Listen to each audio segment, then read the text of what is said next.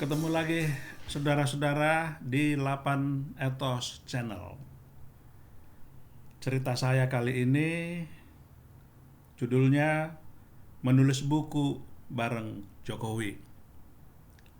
Ini terjadi 2014. Waktu itu bulan Mei 2014, Jokowi masih gubernur DKI.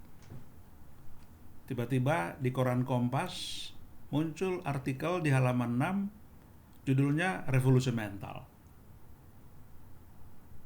Saya baca, wah luar biasa ini artikel. Saya pikir udah langsung otak saya menduga-duga banyak.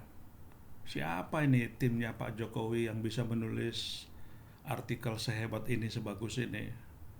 Berwawasan sejarah, berwawasan politik, dan punya visi yang besar ke depan kayaknya. Artikel tersebut judulnya Revolusi Mental. Besoknya langsung saya tulis artikel untuk menanggapi artikel tersebut.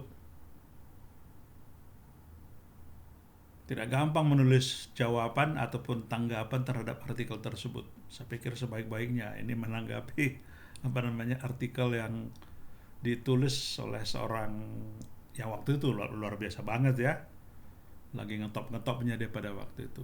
Tapi ketika saya kirim ke Kompas, nggak dijawab-jawab, nggak ada konfirmasi apakah artikel saya dimuat apa tidak. Ketika itu saya sudah cukup terkenal di Kompas sebagai salah satu kolumnis yang menulis artikel di halaman 6 atau 7 yang disebut artikel opini. Udah belasan artikel saya di sana. Ya lumayan lah. Zaman itu orang namanya penulis, kalau tulisannya belum muncul di Kompas belum sah sebagai penulis ya, sebagai kolumnis.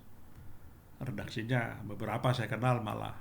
Jadi saya telepon Kompas, apa kabar dengan artikel saya? Mereka bilang, maaf bang, artikel abang nggak bisa dimuat karena sudah 200 artikel antri menanggapi tulisannya Pak Jokowi. Waduh, hebat banget, nggak ada harapan ini. Masa artikel saya masuk tong sampah, masuk file? Saya pikir begitu. Terus muncul gagasan, bagaimana kalau saya tulis buku yang isinya adalah kumpulan artikel yang menanggapi tulisan Pak Jokowi itu, termasuk artikel saya yang nggak jadi dimuat. Lalu saya hubungi lagi kembali Kompas, boleh nggak saya dapat semua artikel yang menanggapi artikel Pak Jokowi? Kata orang redaksi di sana, boleh bang, nanti abang kontak aja dulu penulisnya. Oke, siap. Lalu begitulah saya rancanglah sebuah buku, dan akhirnya kumpulan buku ini itu tadi 24 artikel, judulnya saya bikin Revolusi Mental. Seperti ini. Saya kasih subjudul Revolusi Mental dalam Institusi, Birokrasi, dan Korporasi. Daftar penulisnya nih 24 orang. Dengan artikel Pak Jokowi sebagai artikel number 1. Diikuti yang lain-lain, total 25. Jadilah buku ini. Begitulah berlangsung terus. Bulan 7, bulan 8, bulan 9 sudah kampanye Pilpres. Ya sampai di bulan 10 Pak Jokowi menang sebagai presiden. Wah, buku saya kan menjadi seksi jadinya, kan? Bagaimana caranya meluncurkan buku ini? Tadinya saya pikir bukunya taruhlah biasa saja dijual di Gramedia gitu kan. Tapi kali ini pikiran saya jadi berubah.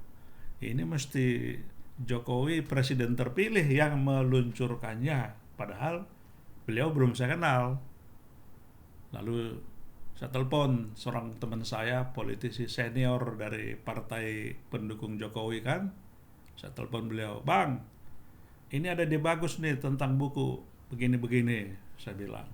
Lalu kami ketemu di sebuah hotel di Jakarta. Saya tunjukkan bukunya, saya cetak POD 10 biji. POD itu adalah print on demand. Udah asli bukunya tapi dicetak 10 biji. Saya kasih sama teman saya yang politisi senior ini. Nah, begitu dia lihat, Langsung dia senang, wah ini keren ini bukunya. Ya, berikutnya Bang, saya bilang gimana caranya kita meluncurkan buku ini, tapi mesti Pak Jokowi yang ikut hadir meluncurkannya. Siap, gampang, nanti saya yang mengatur itu. Tenang kan? Jadi pada waktu itu Jokowi udah super top banget, di mana-mana diundang orang untuk hadir pada acara-acara mereka. Menjelang itu di bulan Oktober itu udah super selebriti dia. Sulit memastikan kehadiran Pak Jokowi pada sebuah acara. Tapi kepada saya, teman saya politisi senior ini sudah menjamin dia pasti datang. Ya, sudah saya kasih bukunya kepada dia, senang banget dia. Waktu itu tinggal seminggu lagi. Belum punya duit sepeser pun biaya untuk peluncurannya. Kembali lagi, gotong royong dengan abang saya politisi senior ini, dengan cepat dipanggilnya beberapa orang, lah gotong royong lah kami 4-5 orang tokoh untuk mencari sponsor.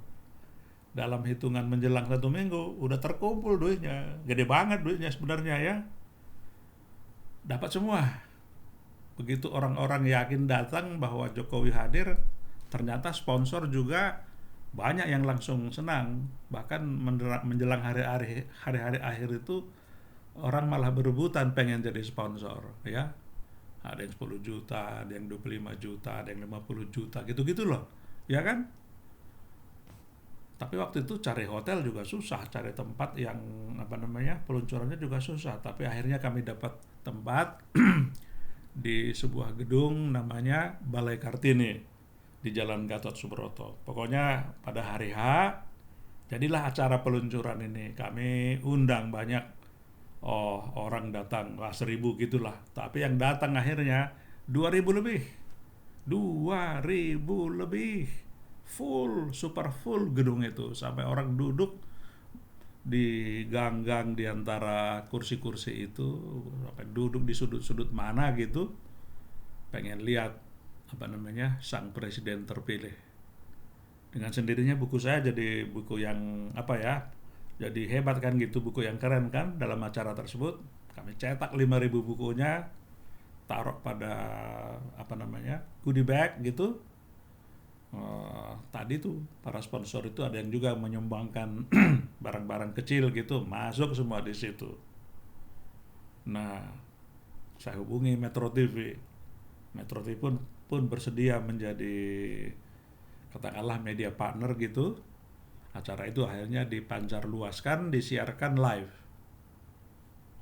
Pada permulaan acara semua penulis tampil menjelaskan artikel yang ditulisnya dalam kerangka revolusi mental. Tapi puncak acaranya kan Pak Jokowi yang harus muncul di panggung.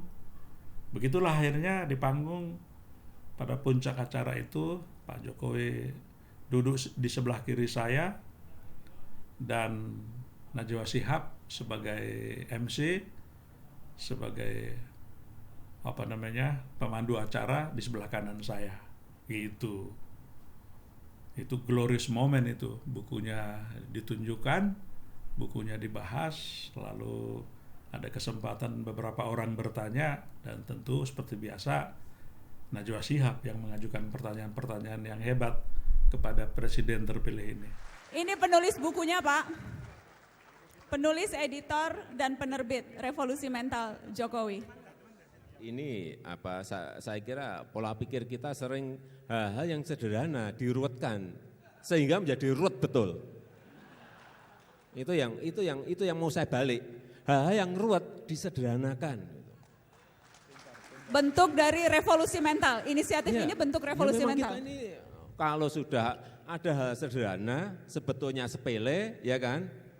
Tapi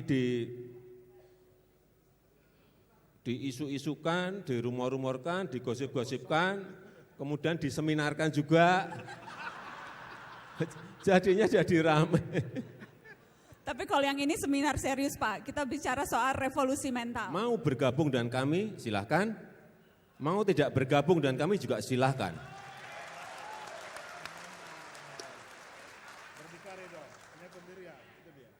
Saya nggak pernah menawar-nawarkan